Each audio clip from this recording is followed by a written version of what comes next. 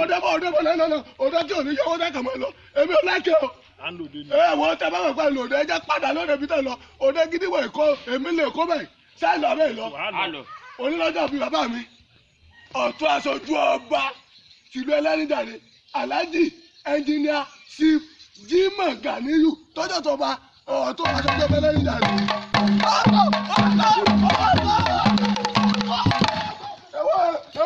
Ẹ̀wọ́n kan ní kiri táwọn ajá ṣe kàrámọ̀ tí ìbá sọ fún yín kọ́ mo dákun orí ẹ̀rẹ́ kọ́ fàdésàn bá mi o òní ni ọjọ́ ìbí bàbá mi Jimoh Ganiyu ọ̀tún aṣojú ọba ìlú Ẹlẹ́rìndàrè wà nù àkọ́kọ́ nù ó tún wá ní aṣojú baálẹ̀ Owódé Àdó nílùú Èkó òní ọkọ̀ àṣànà ọkọ̀ àdámọ́ bàbá àpèjì ó tún wá ní aláṣẹ àti olùdarí Gad Building Construction Company tó kárí ayé onílọ́jọ́ bí rẹ̀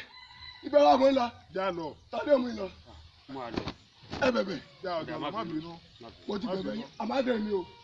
ò débẹ̀ wọ́n máa ń ná owó tẹ bá pa mẹ́ àjọpin ni o ń wá mú jì lọ ọ̀dà ẹ̀jẹ̀ máa lọ ẹ ti bá lọ kó wá tó dípà lọ èmi ó ṣàdúrà fún ọmọ lọ́jọ́ bí Alhaji Jimoh ẹnjìníà Ganiyu lágbára ọlọ́ àsọdúnmọ́dún láwọ̀ àsọdúnmọ́dún àsọ̀rọ̀mọ́rò láwọ̀ àsọ̀rọ̀mọ́rò bọ́dún bá ti débẹ̀ pèrègún mọ́ máwọ̀ tútù wá sáà gbogbo sọ́dún ìbá lọ́yìn kò ní dòkú mẹ́ lọ́wọ́ ọkọ̀ àdámọ́ ọkọ̀ àṣàná bàbá àbẹ̀jì ọ̀ní sórí burúkú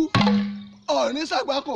gbọ́dọ̀gbọ́dọ̀ ayé òní lù fún ọjọ́ bẹ́ẹ̀ yẹn bá wá ní ọkú bẹ́ẹ̀ ẹ tí ó síwájú ẹ̀rọ alágbèbí ni àwọn ẹsẹ̀ kí bọ̀rọ̀ kí dáadáa ó yá kápánù sábọ́tì náà lùlù ni táàkọ̀ fàdésàn bá mi ni èwo kí ni ó dá ẹ wá mo wá fẹ́ lùlù ẹ wá máa lùlù ẹ mo fẹ́ jó fún ọmọ lọ́jọ́ bí ó yá.